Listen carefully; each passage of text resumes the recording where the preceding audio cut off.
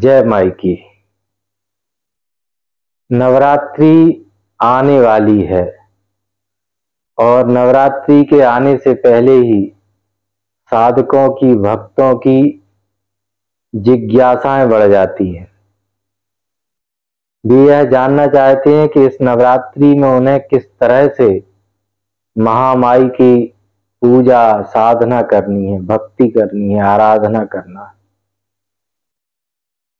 तो इनमें ऐसे भी साधक हैं जिन्होंने विधिवत मंत्र दीक्षा ली हुई है, वे साधक कहलाते हैं। और ऐसे भी भक्त हैं जो माई को हृदय से प्रेम करते हैं, समर्पित हैं, लेकिन अभी तक उन्होंने दीक्षा नहीं ली हुई है। तो जिन्होंने दीक्षा नहीं ली हुई है उन्हें अगर मां बगलामुखी अथवा किसी भी 10 महाविद्याओं में से किसी की भी साधना करना है तो उनके लिए शास्त्रोक्त विधि यही है कि वे जिस भी महाविद्या की साधना करना चाहते हैं उनके अष्टोत्तर शतनाम स्तोत्र का ही पाठ करें, अधिक से अधिक संख्या में करें, जितना उनके पास समय है, सामर्थ्य है। और जिन्होंने दीक्षा ली हुई है उनके पास तो मंत्रों के क्रम होते ही हैं। उनके सद्गुरुदेव भगवान ने उन्हें उन महाविद्या से संबंधित पूरे मंत्रों का क्रम तो दिया ही होगा, तो उसी तरह से उनको मंत्रों के क्रमशः जप करने चाहिए। अथवा वो जिस भी किसी मंत्र का पुरस्चरण करना चाहते हैं, एक निश्चित संख्या में, निश्चित मंत्र का निश्चित समय के अंदर जप करना चाहते हैं तो उन्हें उस तरह से करना चाहिए। और फिर अष्टमी या नवमी में हवन भी करना चाहिए। तो यह तो हुई साधकों की और भक्तों की बात। सामान्य व्यक्ति भी कुछ करना चाहते हैं तो नवरात्रि में वे कलश स्थापित करते हैं, कलश स्थापन करते हैं। जवांकुर बोने का भी बहुत से भक्तों के यहाँ आयोजन होता है, तो कलश स्थापन भी करना चाहिए। लेकिन इसमें भी यह ध्यान रखना चाहिए कि कलश स्थापन करते समय शास्त्रोक्त विधि के अनुसार ही कलश की स्थापना करना चाहिए। शास्त्रोक्त विधि क्या है, यह अगर आपको जानना है तो उसके लिए पूरी विधि आपको डिस्क्रिप्शन में मिल जाएगी। शास्त्रोक्त विधि से कलश स्थापन करने से ही वास्तविक लाभ होता है। जैसे बहुत से व्यक्तियों को हमने देखा है कि वे कलश स्थापित करते हैं और जब कलश के ऊपर नारियल रखते हैं तो उसका मुख ऊपर की ओर कर देते हैं। शास्त्र यह बताता है कि अगर ऊपर की ओर नारियल का मुख रहेगा तो जो भी स्थापना करने वाला व्यक्ति है, भक्त है, उसके घर में, उसके अंदर रोगों की वृद्धि होने लगेगी। तो इसीलिए शास्त्रोक्त मत का पालन करना चाहिए, क्योंकि शास्त्र हमें यह बताते हैं कि कलश स्थापन करना है तो किस विधि से करना है, किस तरह से करना है, तभी वह वास्तविक कलश स्थापना मानी जाएगी। एक विधिवत जो मुहूर्त बताया गया है उस मुहूर्त में कलश स्थापना करना है और शास्त्रोक्त विधि से करना है। जो जो सामग्री उसके अंदर डालना चाहिए वह डालनी है, उसी मंत्र के साथ डालनी है, तभी वह कलश स्थापना है। अन्यथा इस तरह से मन के अनुसार कुछ भी कर लेना आडंबर कहलाता है, कलश स्थापना उसको नहीं कहा जा सकता। तो कलश स्थापना की विधि आपको प्राप्त हो जाएगी, उसी तरह से ही करें। दीक्षित जो तंत्र साधक हैं उन्हें इस बात का ध्यान रखना चाहिए कि उनके मंत्रों के जितने पुरस्चरण हो चुके हैं उससे आगे के मंत्रों का उन्हें पुरस्चरण करना है, अथवा जिस मंत्र का वे पुरस्चरण कर रहे हैं उसमें जो संख्या शेष है उसी को पूरा करना है। ऐसे ही मनमाने कहीं से भी पढ़ करके, सुन करके कुछ भी मन में लालसा उत्पन्न हो गई कि अब तो हमें ये करना चाहिए, अब तो हमें वैसा करना चाहिए, क्योंकि YouTube पर भी बहुत से ऐसे कथित साधक पड़े हुए हैं जो कुछ भी बताने में संकोच नहीं करते, उनके मन में जो भी आता है वो कह देते हैं और साधक भ्रमित होते हैं, फिर उसी तरह से करने लगते हैं। तो भ्रमित होने की आवश्यकता नहीं है। जो वास्तविक साधक हैं उनको जिस मंत्र का उनका पुरस्चरण क्रमशः चल रहा है उनको उसी को आगे बढ़ाना चाहिए, उसको पूरा करना चाहिए, तब आगे के मंत्रों का पुरस्चरण करना चाहिए। इस बात का उन्हें विशेष ध्यान रखना चाहिए। जब भी नवरात्र आते हैं तो बहुत से साधकों को मन में एकदम से तीव्र उत्कंठा हो जाती है। बहुत से व्यक्तियों के यहाँ, बहुत से भक्तों के यहाँ एक नियम सा हो गया है कि नवरात्र में व्रत करेंगे, उपवास करेंगे। व्रत और उपवास का एक नियम सा हो गया है। तो व्रत का अर्थ उनको लगता है कि खान पान का नियंत्रण कर लेना ही व्रत है। क्या खाना है, क्या नहीं खाना, कितना खाना है, बस इसी को व्रत मान लेते हैं, उपवास मान लेते हैं। वास्तविक सत्य यह नहीं है। क्या खाना है और क्या नहीं खाना है ये तो आपकी साधना के ऊपर आधारित होता है। जब भी आप मंत्र जप साधना कर रहे होते हैं तो आपको बहुत ही सात्विक भोजन लेना होता है, बहुत ही ऐसा भोजन लेना होता है जिससे आपके अंदर आलस्य ना बढ़े। गरिष्ठ भोजन नहीं खाना चाहिए, सुपाच्य भोजन करना चाहिए।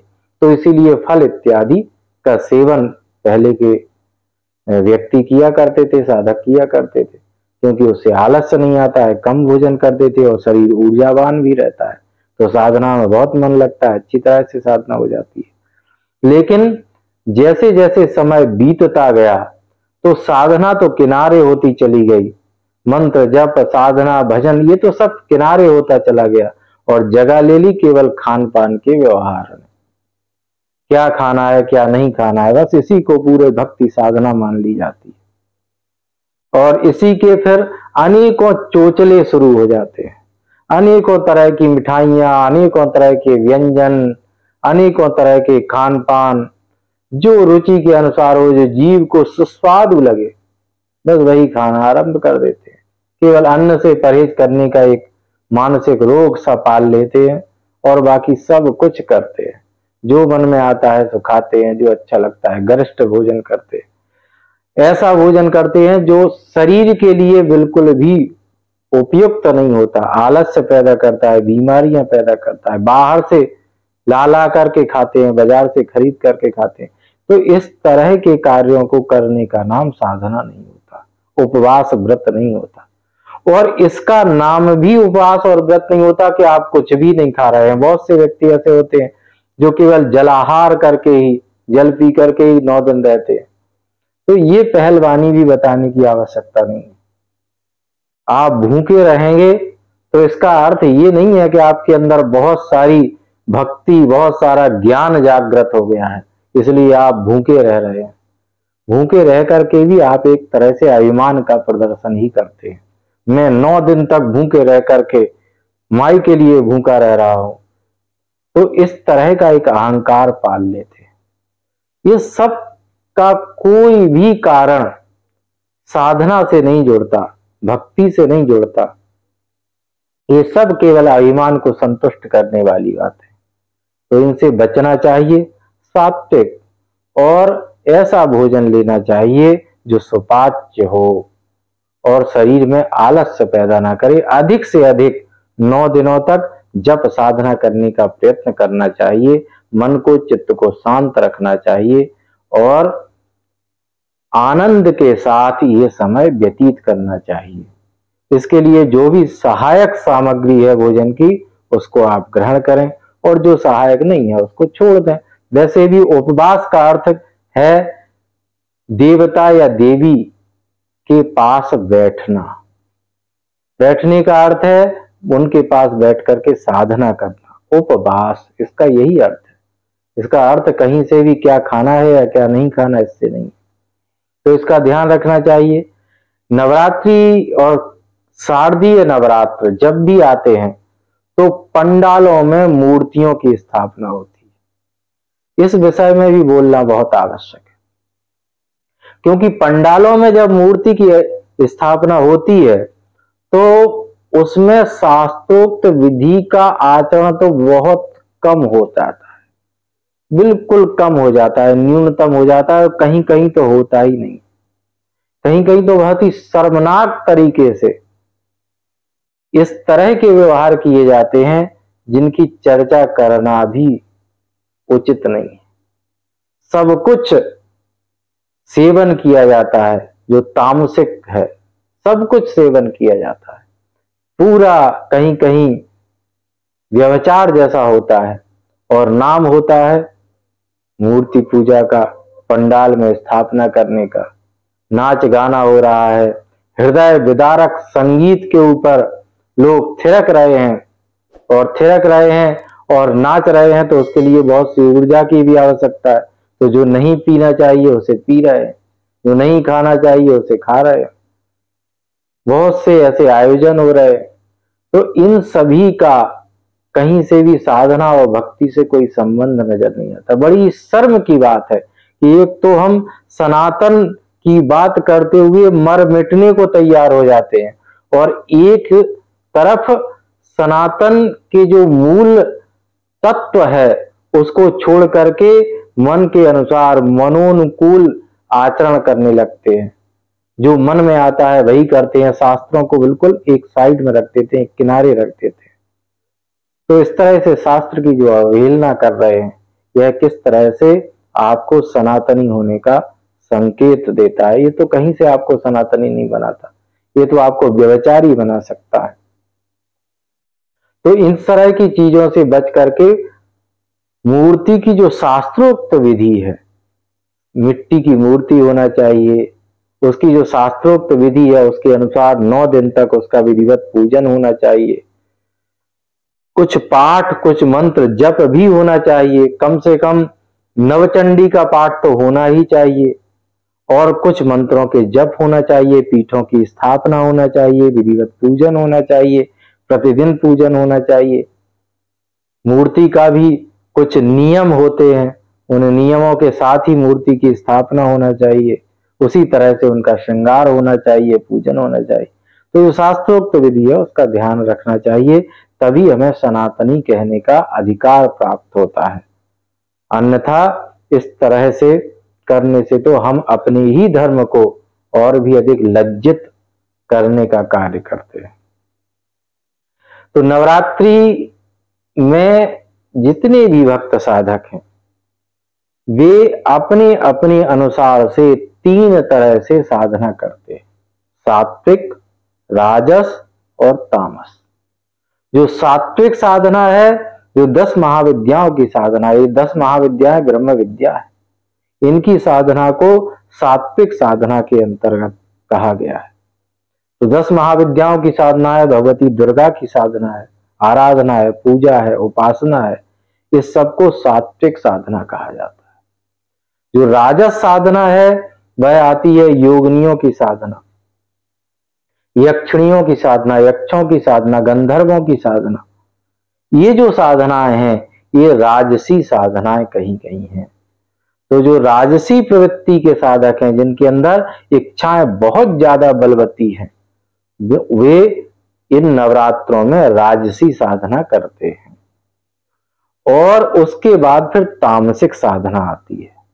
तामसिक साधना होती है भूतों की, प्रेतों की, पिशाचों की। ये जो साधनाएं हैं ये तामसिक साधनाएं कही जाती हैं। नवरात्रि में तीनों तरह से साधना करने से उसकी उपलब्धि बहुत शीघ्रता से प्राप्त होती है। तीनों तरह की साधनाएं की जा सकती हैं। जो सात्विक प्रवृत्ति के साधक हैं, जो भगवती के माई के चरणों में समर्पित हैं, उनको सात्विक साधना करना चाहिए।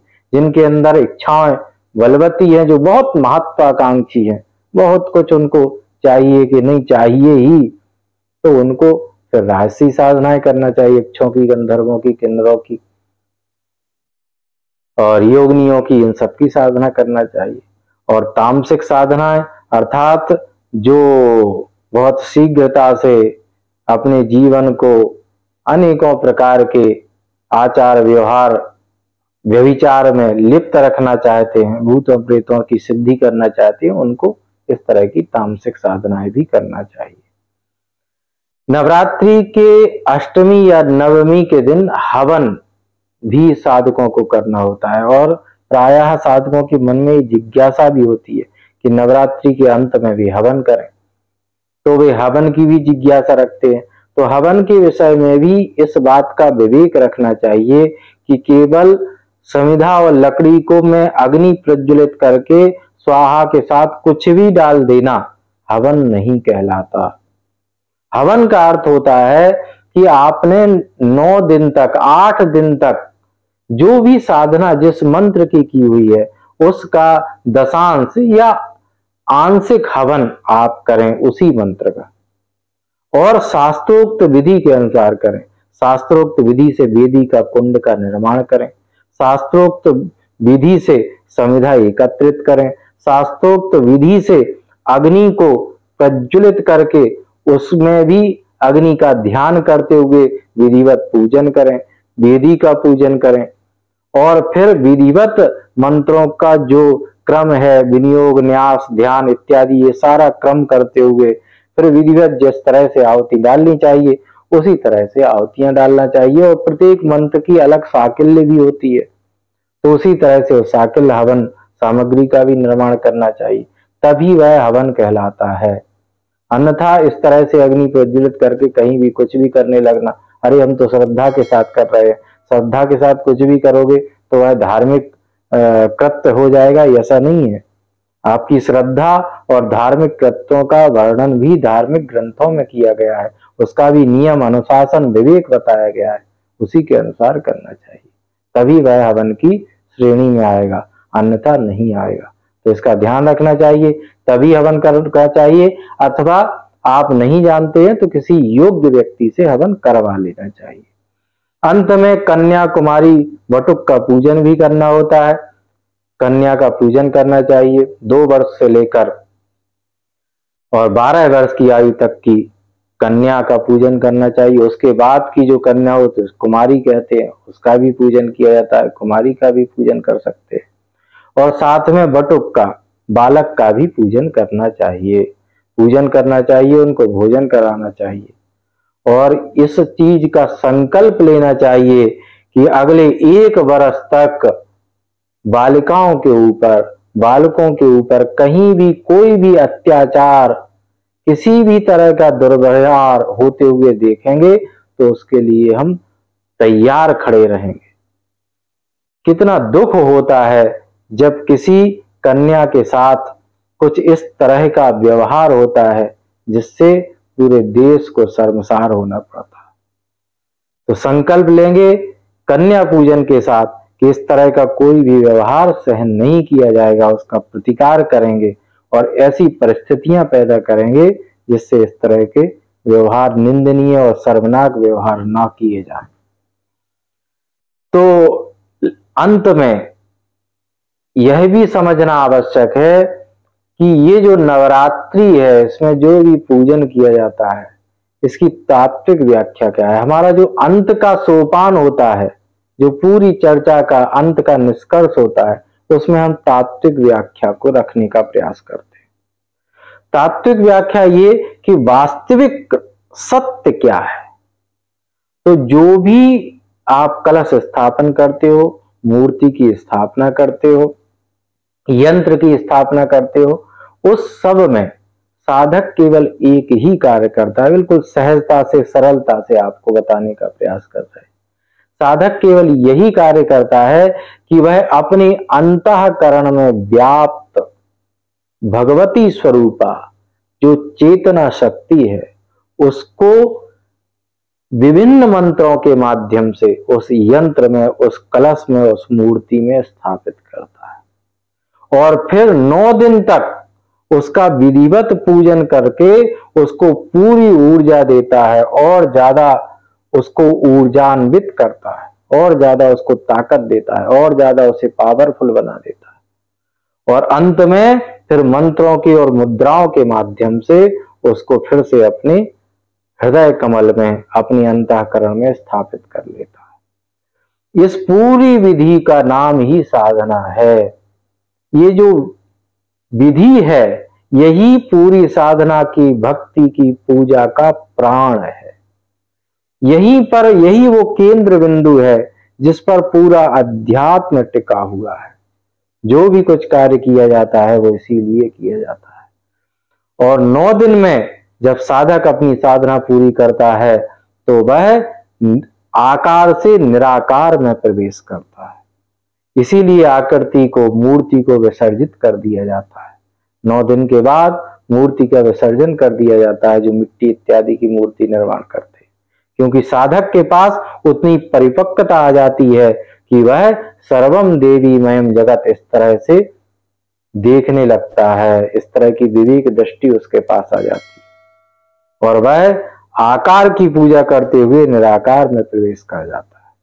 अगर वह ऐसा कर लेता है तभी उसकी नवमी को पूर्णाहुति होती है, उसका पूर्ण होता है साधना का यह पक्ष। अन्यथा तो अभी यात्रा और भी, मार्ग अभी और भी शेष है जिस पर अभी उसे चलना है। तो यह तात्विक व्याख्या हुई, इसका अवश्य ध्यान रखना चाहिए। जय माई की।